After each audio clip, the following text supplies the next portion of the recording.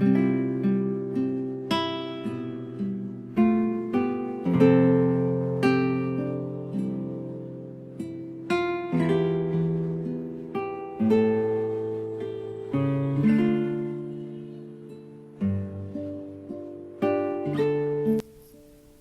mabuting balita ng Panginoon ayon kay San Juan. Sa huli at pinakatanging araw ng pista, tumayo si Jesus at malakas na sinabi, "Ang nauuhaw ay lumapit sa akin at uminom." Ayon sa sinasabi ng kasulatan, mula sa puso ng nananalig sa akin ay dadaloy ang tubig na nagbibigay buhay. Tinutukoy niya ang espiritong tatanggapin ng mga nananalig sa Kanya.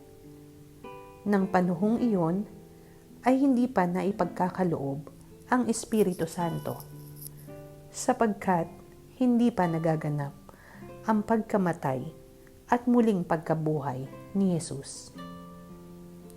Ang mabuting balita ng Panginoon.